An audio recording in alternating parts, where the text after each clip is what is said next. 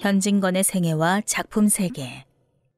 한국의 최호, 모파상이라 불리던 현진건은 1900년 음력 8월 9일 대한제국통신원 전부국장을 역임한 연주 현시 현경운과 부인 이정효 사이에서 넷째 아들로 태어났다. 현진건의 집안은 개화 이후 서울에서 주목받는 집안이었지만 아버지인 현경운이 당시 대구에서 우체국장으로 재직하는 바람에 대구에서 출생하였다. 현씨 집안에는 많은 인물들이 나왔는데 조부 학표는 묵과에 급제한 후 내장원 경을, 삼촌 철운과 영운, 양운, 부모는 각각 용궁 군수와 대한제국훈련부 총장, 대한체육회 창설 멤버, 그리고 태복사 기사를 지냈다. 또 재종 상건은 불란서 공사를 지냈으며 당숙 희우는 신극 초기 활동 멤버였다. 빙어의 형제들도 모두 엘리트 출신이었다. 큰형 홍건은 러시아 사관학교를 나와 러시아 대사관 통역관을 지냈으며 둘째 형인 석건은 동경의 명치대 출신으로 대구에서 변호사를, 셋째 형인 정건은 상해에서 독립운동을 하다가 체포되어 평양에서 옥사를 했다. 대구에서 한문 공부를 하던 현진건은 1910년 생모를 여의게 되며 1912년 일본 동경으로 건너가 세이조 중학교에 입학한다. 1915년에는 만 15살의 나이로 대구의 부호인 이기루의 딸 이순득, 당시 18세와 결혼한다. 1917년 세이조 중학교를 졸업한 후 동경 독일어 전수학원에 입학하였으며 1년 후 당시 독립운동을 하던 형 정건을 찾아 상해로 건너가 호강대학 독일어과에 입학한다. 1919년 고국에 돌아온 현진건은 이상화, 이상백, 백기만 등과 함께 거화를 간행하면서 본격적으로 문학의 뜻을 둔다.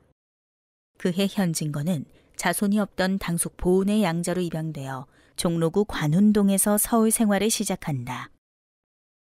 1920년에 들어서면서 문인 박종하와 홍사용 등과 교분을 쌓게 되었으며 당시 연극에 몸담고 있던 당숙 현희운의 소개로 드디어 1920년 11월 개벽에 처녀작 희생화를 발표하며 문단에 데뷔하게 된다. 그러나 희생화는 소설도 아니라는 황석우의 혹평과 함께 문단에서 그리 주목을 받지 못하다가 1921년 개벽에 발표한 빈철을 통해 문인으로서의 이름을 알리게 된다. 이후 술권하는 사회, 운수 좋은 날, 불 등을 발표하여 사실주의 문학의 개척자로 불리게 된다. 이후 조선일보 기자 생활을 하던 중 1922년 1월에 창간된 백조의 동인으로 활동하게 된다. 이 당시 현진건은 박종화, 나도양 등과 함께 문학적 열정을 쏟아붓고 있었는데 방인근의 회고에 따르면 빙허는 다음과 같은 모습이었다. 그는 꼭 씨암탉처럼 살이 포동포동 찌고 역시 키가 작달막하게 걸음걸이조차 씨암탉처럼 아기죽아기죽하였다. 살결도 희고 맑으며 귀공자 타입으로 예쁘장스러운 미남이었다. 나를 툭 치고 껄껄 웃고는 내가 귀엽다는 듯이 빤히 쳐다보는 눈매는 여자처럼 매력있고 사람 반할만하다. 술이 취하면 그 예쁜 눈이 개슴츠레해지고 바르르 떤다. 눈썹은 시커멓고 굵어서 술을 할 줄 알았는데 웬일인가 입도 조그만하고 예쁘장스러워 언뜻 여자 같기도 하다. 면도를 여러 날 아니하면 수염이 건성 드뭇하게 나는데 그게 까맣지 않고 노르스름한 것도 애교다.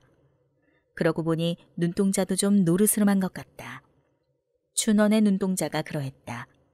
외모가 그렇게 씻은 배추라도 통통한 호배추같이 깨끗한 만치 마음씨도 고결하다.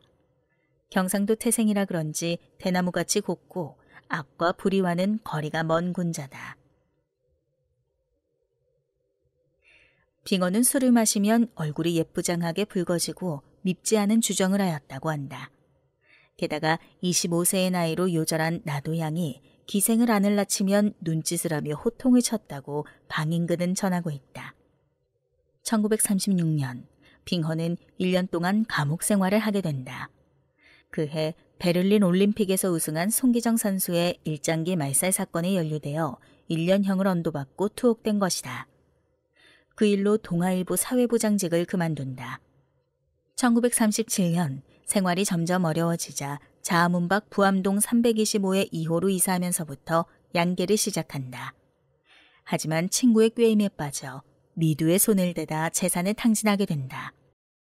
1939년 다시 집필을 시작해 그해 동아일보에 무영탑과 적도를 연재하기 시작했으나 백제 재건을 다룬 흑지상지 연재의 중단을 끝으로 더 이상 작품을 쓰지 못한다. 1943년 외동딸 화수가 박종화의 아들과 혼인을 하며 이때 고려대학교 앞골목의 초가집으로 이사를 한다. 1943년 음력 3월 21일 가난과 지병으로 부인과 화수가 보는 앞에서 화장을 하라는 유언을 남긴 채 조용히 눈을 감는다. 이날 공교롭게도 같은 백조 동인이었던 이상화도 세상을 뜨니 사람들은 백조의 두 별이 떨어졌다고 슬퍼했다. 이후 빙허의 유해는 선영인 과천에 묻혔다가 백조의 동인이자 사돈인 박종화에 의해 한강물에 떠내려갔다.